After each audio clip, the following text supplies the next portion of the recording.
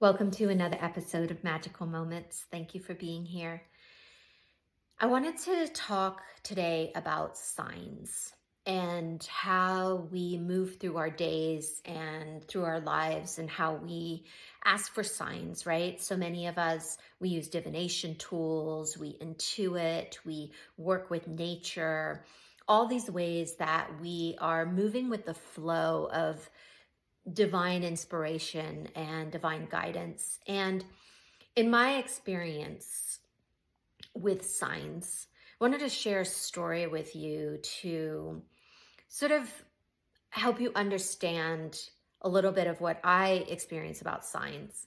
So, a couple years back, I was making a decision about whether I want to be involved in something. And I was really undecided, and I was felt very pushed and pulled, and I don't know which way to go, and oh yes, I want to do it, but I don't want to do it, and kind of in that place of confusion that I'm sure you're really familiar with. And so I was asking for signs, and I got really specific about the sign that I wanted to see. And what I asked to see was a tiger on a t-shirt. And it related to the decision I was making. So I went out into the world and I said, hey, if I'm supposed to say yes to this decision, show me a sign. And I want this sign to be a tiger on a t-shirt. And I think this really speaks, right, to how much we want to control a situation. It's really easy to say, show me a sign, and then just kind of be open to like, oh, what's the sign going to be? But I recognize the part of me that was really committed to seeing the sign that I wanted to see. And what I didn't understand at the time was the creative force that gets evoked when we're super specific about the sign that we want to see. So we're creative beings. We're always manifesting. We're always calling into our field things from the outside world, right? So as I stepped into this place of asking for my sign, what I didn't realize I was doing was creating the sign. And so as I go out into the world that day and I'm looking everywhere for my sign, sure enough, there's my tiger on my t-shirt.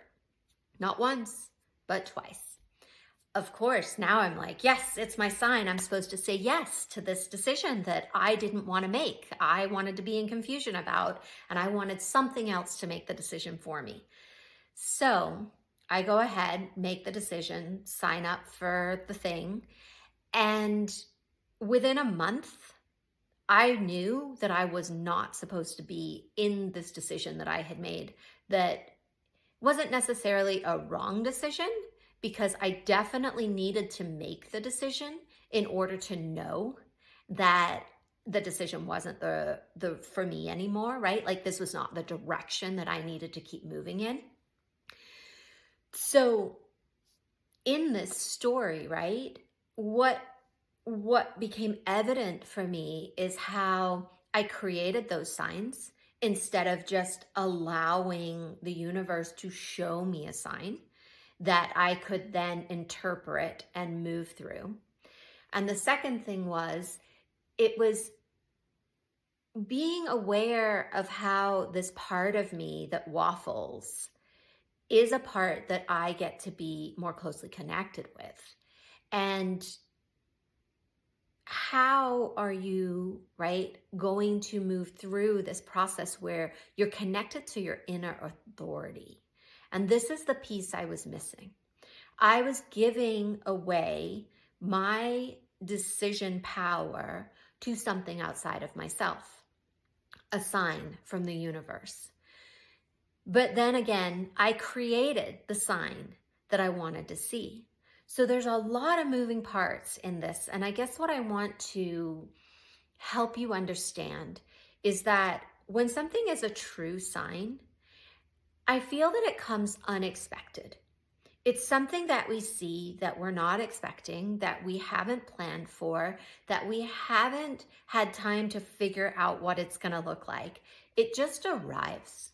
And in that moment that it arrives, there is a deep knowing inside you that this sign is for you. And also accompanying that knowing is a knowing of what it's about.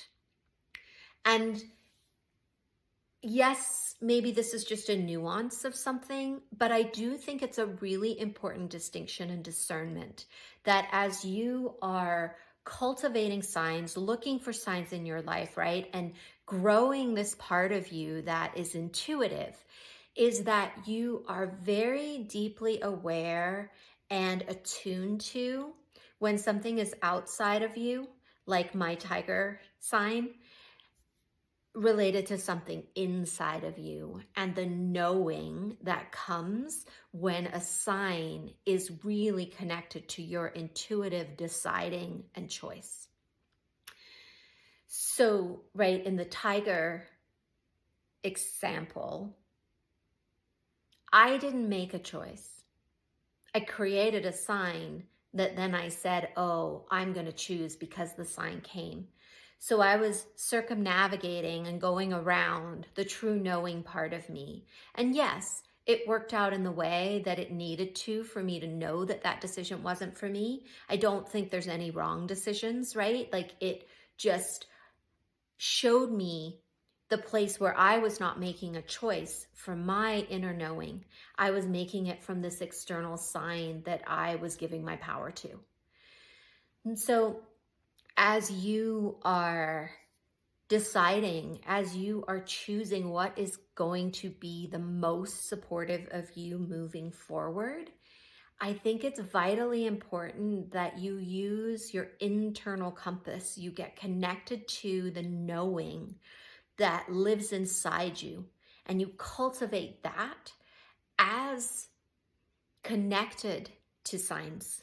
So when the sign drops in, you know, and you can take action from this place inside you that is really in support of you and your journey. So thanks for being here. I love supporting you on this journey. And check out our programs that I have that can support you even deeper as you are on this journey. I also love reading Akashic Records. If I can support you in that way, there's links in the show notes to get your Akashic Record reading. And yeah, I honor you for this path, for your devotion, for your dedication, and thanks for being here.